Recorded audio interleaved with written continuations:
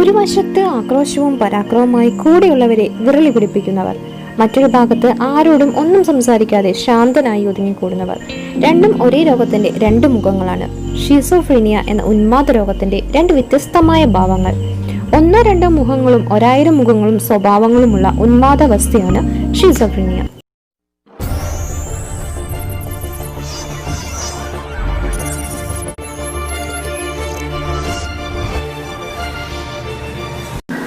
Schizophrenia ഒരു വ്യക്തിയുടെ ചിന്തകളെയും പെരുമാറ്റത്തെയും വികാരങ്ങളെയും പ്രവർത്തനശേഷിയെയും ബാധിക്കുന്ന മാനസിക രോഗമാണ്.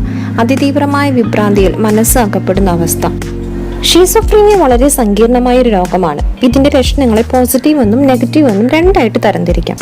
യാതൊരു വിശദീകരണങ്ങൾക്കും തിരുത്താൻ പറ്റാത്ത വിധത്തിലുള്ള ഒരു വിചിത്രമായ ആശയങ്ങൾ അല്ലെങ്കിൽ അവിശ്വാസങ്ങൾ, സംശയ സ്വഭാവം, ചാരിത്രത്തെ സംശയിക്കുന്ന ആശയങ്ങൾ, എൻ്റെ വിചാരങ്ങളെ മറ്റുള്ളവർ മനസ്സിലാക്കുന്നു എന്നുള്ളൊരു തോന്നൽ, മറ്റുള്ളവർക്ക് കേൾക്കാൻ കഴിയാത്ത സാങ്കല്പിക ശബ്ദങ്ങൾ കേൾക്കുക, ഭയം തോന്നുക, ബന്ധമില്ലാത്ത അല്ലെങ്കിൽ അർത്ഥമില്ലാത്ത സംസാരങ്ങളും വിചിത്രമായ പ്രതികരണങ്ങളും ഭാവങ്ങളും, സാങ്കല്പിക വ്യക്തികളുമായി സംസാരിക്കുക, പെട്ടെന്ന് ദേഷ്യം വരിക, പെട്ടെന്ന് അക്രമാസക്തരാകുക, സാമൂഹികവും വൈകാരികവുമായ ഒരു ഒഴിഞ്ഞുമാറൽ, ദിവസങ്ങളോളം വിട്ട് അലഞ്ഞു തിരിയൽ അല്ലെങ്കിൽ ദിവസങ്ങളോളം വീട്ടിൽ നിന്ന് ഇറങ്ങാൻ കൂട്ടാകാതിരിക്കുക, കാരണമില്ലാതെ ചിരിക്കുക, കണ്ണാടിയിൽ നോക്കി ഗോഷ്ടി കാണിക്കുക, അനുയോജ്യമല്ലാത്ത വികാര പ്രവർത്തനങ്ങൾ കാണിക്കുക, മറ്റുള്ളവരോടൊത്ത് ഇടപഴകാനും വ്യക്തിബന്ധങ്ങൾ നിലനിർത്തുവാനും കഴിയാതെ വരിക, അല്ലെങ്കിൽ ഒരു ആത്മഹത്യ പ്രവണത. പിന്നെ ജോലിയിൽ ഏകാഗ്രത കുറഞ്ഞു പോവുക, ജോലിയിൽ തെറ്റുവരുത്തുക, ജോലിക്ക് വരാണ്ടിരിക്കുക അല്ലെങ്കിൽ ഹാജരാവാതിരിക്കുക, ഇടയ്ക്കിടെ ജോലി മാറുക, ജോലി രാജിവെക്കുക, വിദ്യാർത്ഥികൾ പഠനം നിർത്തുക അല്ലെങ്കിൽ ആവർത്തിച്ചുള്ള പരാജയങ്ങൾ ഉണ്ടാകുക തുടങ്ങിയവയെല്ലാം ഷിസോഫ്രീനിയയിലെ നെഗറ്റീവ് ലക്ഷണങ്ങളാണ്. ഇതുകൂടാതെ നിർവികാരത, പിൻവാങ്ങൽ മനോഭാവം, അർത്ഥശൂന്യമായ സംസാരം, ഉൾവലിയാനുള്ളൊരു പ്രവണത, ദൈനംദിന ചര്യകളിൽ നിഷ്ഠയില്ലായിരിക്കുക, ഒരൊറ്റയ്ക്ക് ഒരു ലോകത്തിലും ചിന്തയിലും ഒതുങ്ങിക്കൂടുക തുടങ്ങിയവയെ നെഗറ്റീവ് ലക്ഷണങ്ങളായി വൈദ്യമേഖല കണക്കാക്കുന്നില്ല. അപ്പം എന്തൊക്കെയാണ് ഇതിൻ്റെ കാരണങ്ങൾ? മസ്തിഷ്കത്തിലെ ജീവരാസ വസ്തുക്കളുടെ അസന്തുലിതാവസ്ഥ, പ്രത്യേകിച്ച് നാഡീകോശങ്ങൾ തമ്മിൽ സന്ദേശം കൈമാറുന്നതിനുള്ള ഡോപ്പമീൻ എന്ന രാസപദാർത്ഥത്തിൻ്റെ അളവ് കൂടുന്നതാണ് ഷിസോഫ്രീനിയയുടെ അടിസ്ഥാന കാരണം.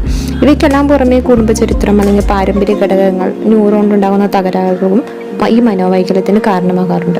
ഇനി ഇതിന് ചികിത്സയുണ്ടോ എന്ന് നോക്കാം. ഷിസോഫ്രീനിയ ചികിത്സയിൽ ഔഷധ ചികിത്സ, മനഃശാസ്ത്ര ചികിത്സ, ബോധവൽക്കരണം, പുനരധിവാസം തുടങ്ങിയവയാണ് പ്രധാനം.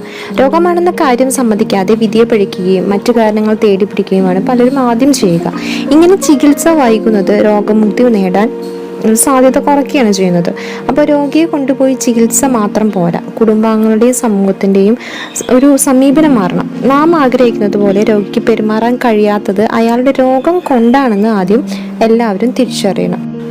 പെരുമാറ്റത്തിലെ അസ്വാഭാവികതകൾക്ക് കുറ്റപ്പെടുത്തുന്നതിന് പകരം അവർ നല്ല കാര്യങ്ങൾ പ്രോത്സാഹിപ്പിക്കുക.